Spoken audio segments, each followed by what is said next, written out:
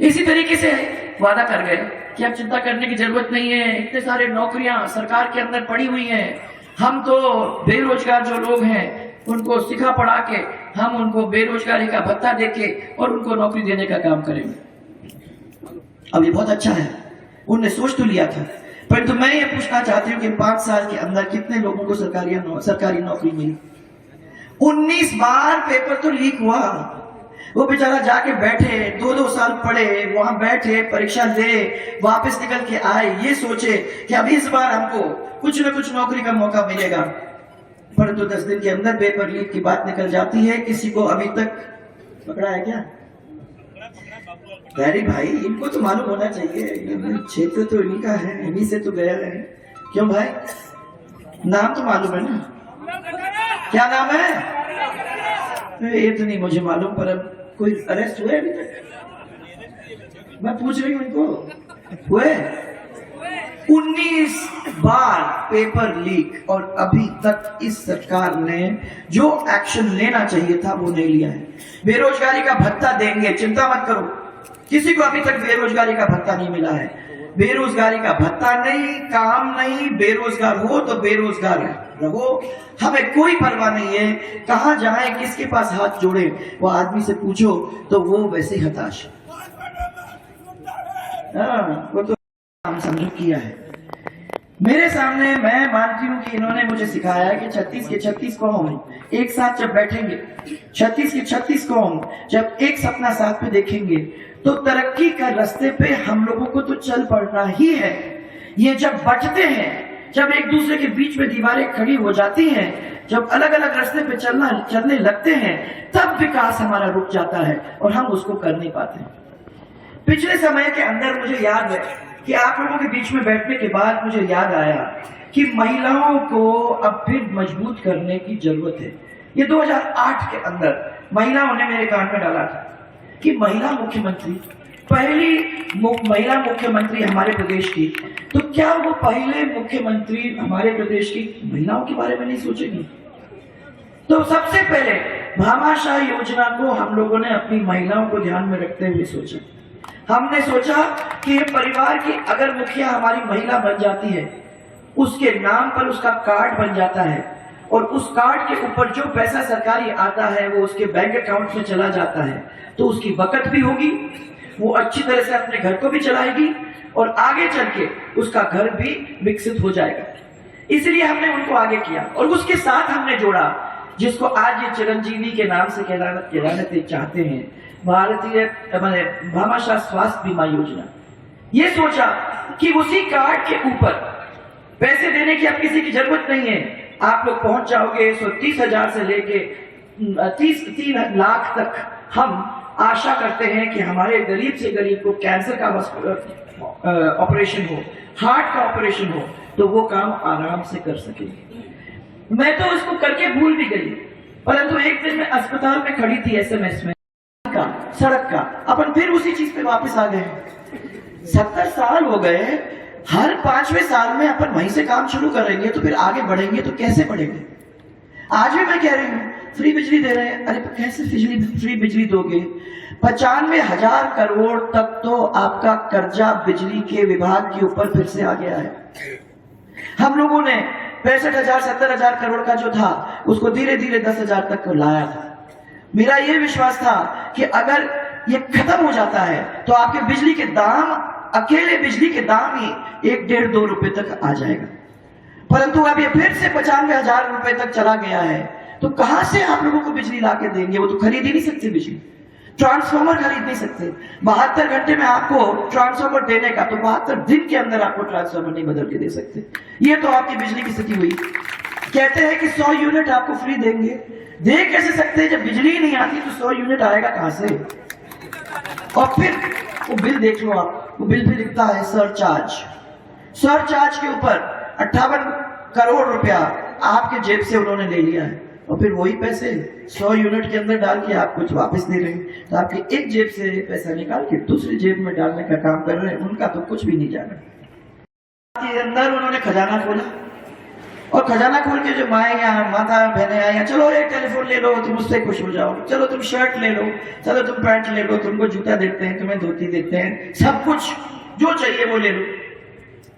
तो ये सब चीजें अगर आपको करनी थी तो अगर 4 साल पहले कर लेते तो ये सब जमीन पे आ जाते, सड़कें बन जाती, आपके ग्रिड सब स्टेशन बन जाते, पानी आ जाता, पीने को हो जाता, गोरखपथ जैसे हम लोगों ने बनाए और बन जाते।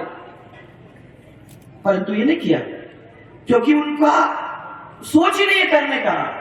उनने 6 महीने 8 महीने पहले ये काम किया क्योंकि उनको मालूम है कि 12 महीने के बाद तुम्हें जो आना है नहीं, मैंने जितने वोट बटोरने हैं वो वोट बटोर लिए, आ जाते हैं तो आ जाएंगे और नहीं आ जाते तो ठीक है, तुक्का तो लगा ही दिया। तो मुझे विश्वास है आपको तो रोज रोज मिलता ही है उसका आशीर्वाद, तो मैं कल उनका लेके निकलूंगी। आप सबको बहुत बहुत धन्यवाद बांसवाड़ा में आके इतने सारे आप लोगों मेरे को दर्शन करने का मौका मिला। दीपावली की बधाई। अकेले की जिम्मेदारी नहीं है भाइयों, आपके ऊपर जिम्मेदारी डाल के जा रही हूँ। मैंने तो अपनी बात जो कहनी थी कह दी और मैंने कह दिया कि ये परिवार है आपकी, इसकी तो जिम्मेदारी कुछ है कुछ आपकी भी है। दोनों जब 5 साथ मिलके चलोगे तो मैं समझती हूँ कि यहाँ तो कुछ चेंजेस तो आने ही आने हैं। आज सब लोग बैठे हो, जिम्मेदारी आपकी है, डालूंगी अगर आप चाहते हो तो। बताओ यार, ऐसे भी आपकी नींद आ गई क्या? अभी तो सवा 9 बजे, बताओ डालू?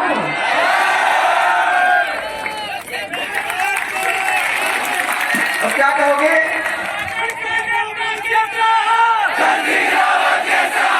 जोर से कहो भाई।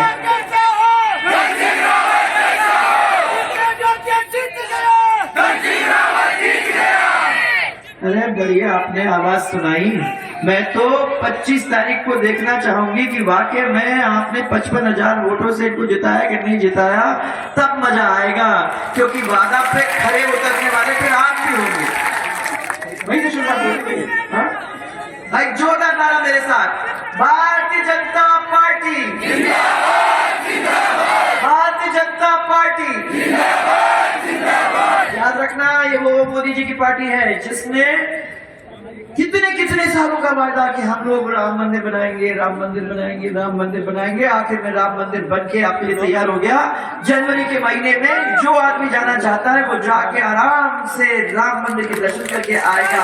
वैसे पार्टी के नेता बनेंगे ये सब। हम चाह रहे हैं कि आप इनको जोरदार तरीके से जिताने का काम करेंगे। Bharatiya Janata party, Bharatiya Janata party. और एक राजस्थान का नारा, जय जय राजस्थान, जय जय राजस्थान। बहुत सारी शुभकामनाएं, बहुत सारा प्यार आप सबको और शुभ रात्रि आप लोग सबको। बहुत बहुत धन्यवाद कि मैंने हमेशा आपको परिवार जैसे माना है। और बांसवाड़ा तो स्पेशली क्योंकि वो जैसे मैंने कहा मेरी माई की डिस्ट्रिक्ट है और मेरी माई ने जो भी आज मुझे दिया है, जो मैं खड़ी हूँ यहाँ, जो भी मुझे दिया है वो सब उसने मुझे दिया है। इसका मतलब आप लोग सबने दिया है क्योंकि आप यही परिवार है। और इस परिवार को मैं फिर से धन्यवाद देना चाहती हूँ। कठिनाई आती है जाती है, पर हर राजनीतिक स्थिति में तो आती जाती है ही, परंतु उसमें आप लोग जिस तरीके से हमारे साथ खड़े रहे, जिस तरीके से आपने हम सबको प्यार दिया, उस चीज का मैं दाद देती हूँ और मैं हमेशा इसी चीज की ऋणी रहूंगी। और भारतीय जनता पार्टी आपकी ऋणी रहेगी क्योंकि ये प्यार ही बहुत ही हमारे लिए अनमूल्य है। इस प्यार के लिए तो हम दौड़ेंगे भागेंगे।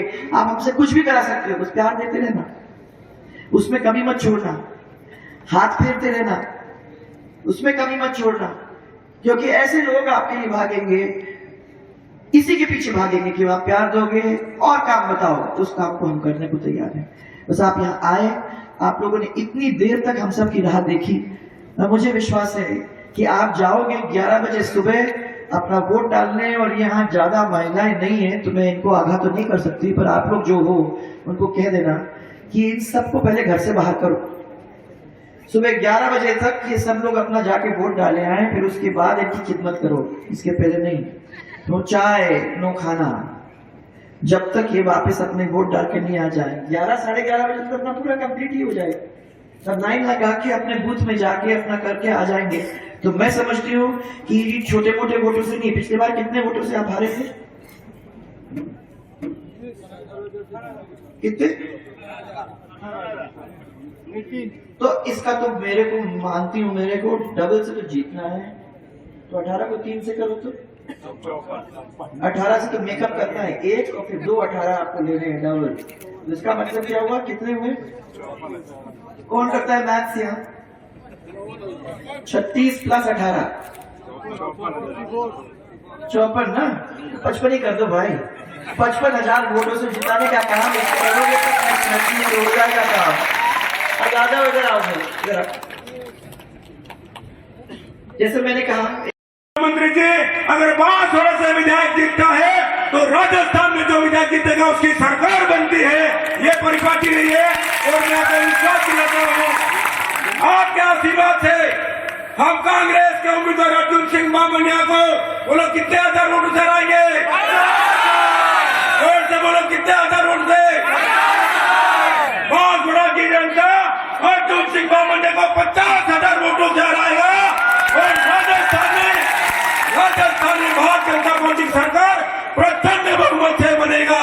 ये हम सब संकल्पित है।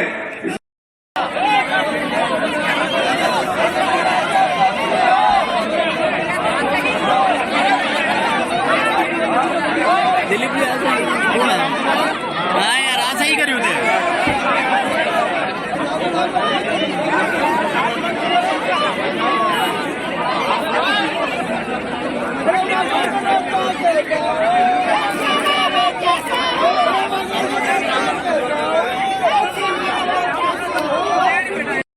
ले रहा हूँ करण साहब जल्दी जाए। इसका स्वागत हो गया, नीचे पधार जाए। उधर से निकल जाना। ये मेरे हाथ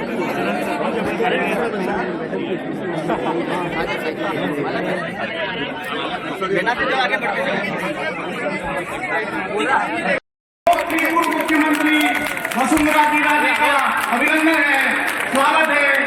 मैं सभी मंडलों के भी अध्यक्षों और चुनाव प्रभारियों से आग्रह करता हूँ कि वे भी स्वागत करें।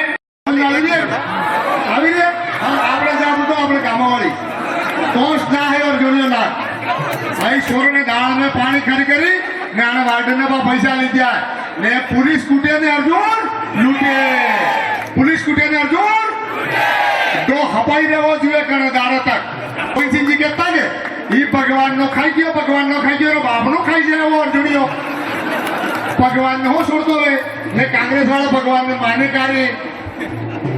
इसलिए हमारे बीच में नहीं है, उससे आम जनता पीड़ित है और त्रस्त है। और यहाँ का जो मंत्री है उसके बारे में तो मैं कल जनसंपर्क में गया था, गली गली में एक आवाज आ रही थी कि गली गली में चोर है, बामुनिया चोर है। अब ये स्थिति मंत्री की है, बांसवाड़ा में निकल नहीं सकता। और लोगों ने कहा कि हमने ट्रांसफर में दुनिया भर का बेटा मंत्री को दिया है, उसने अपने और होके आने चाहिए। कांग्रेस की आदत है वादे तो बहुत करते हैं परंतु उन वादों के ऊपर उनका एक्शन नहीं होता है। मैंने कई बार देखा लोग छुटपन से की बात करना चाह रही हूँ।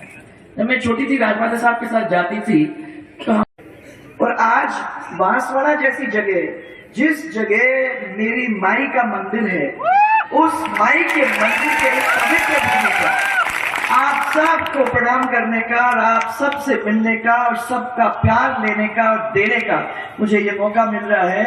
इसी के वजह से उसके लिए मैं उनको भी धन्यवाद देती हूँ, भारतीय जनता पार्टी को धन्यवाद देती हूँ और आप सब जो इतनी देर से यहाँ इकट्ठा हुए हैं उन सबको मैं पूरी तरह से दिल से प्यार और धन्यवाद देना चाहूँगा। और उससे मुझे यह विश्वास होता है कि सरकार तो भारतीय जनता पार्टी की बनेगी।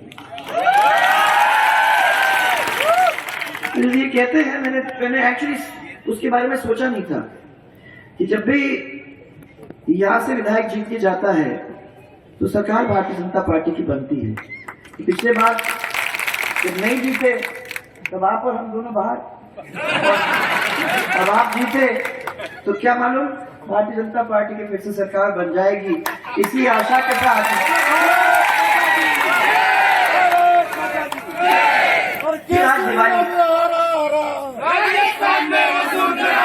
दिवाली का बहुत बड़ा त्योहार अभी निकल के गया है। मैं समझती हूँ कि वो आज की शाम कंप्लीट नहीं होगी अगर मैं सबसे पहले दिवाली की बहुत सारी शुभकामनाओं से आपको देते हुए शुरू नहीं करूंगी। आप थोड़ा सा इधर हो जाओ, थोड़ा सा इसे मिलने का मौका मिला है। और मैं तो सिर्फ इतना ही कहना चाहूंगी कि हम लोगों ने जब सरकार संभाली थी तो हम लोगों ने सबने एक सपना देखा था। राजनीति लोग कहते हैं कि दिमाग का खेल है, और मैं भी मानती हूं कि दिमाग से ये काम लेना चाहिए। अपने को सबको बिना दिमाग के राजनीति कैसे हो सकती है? 2 और 2 4 होते हैं, परंतु राजनीति के अंदर 2 और 2 22 भी हो सकते हैं। तो इसलिए राजनीति तो दिमाग का काम है, परंतु मैं ये मानती हूँ, राजमाता साहब ने मुझे ये सिखाया है और मैं आप लोगों के बीच में रह के ये समझ पाई हूँ कि दिल के साथ साथ दिमाग के साथ साथ दिल को भी इस्तेमाल करना बहुत जरूरी है। जब दिल और दिमाग राजनीति के अंदर हम लोग ला सकते हैं तो मैं समझती हूँ कि बहुत सारे काम ऐसे हो जाते हैं और आसानी से हो जाते हैं जो वाकई में जनता चाहती है। हम जयपुर में बैठ के नहीं सोच सकते कि आप क्या चाहते हो। हम आपके बीच में आके आंखों में आंख मिलाकर आपके साथ बैठकर जब पूछते हैं तब वो बात निकल के आती है जो बात आप कराना आपके क्षेत्र के अंदर चाहते हो। और इसीलिए बहुत जरूरी है कि हम आपके बीच में आए, आपसे बात करें, कार्यकर्ताओं के साथ बैठें और कार्यकर्ताओं की बात को फिर जमीन पे लाने की कोशिश करें।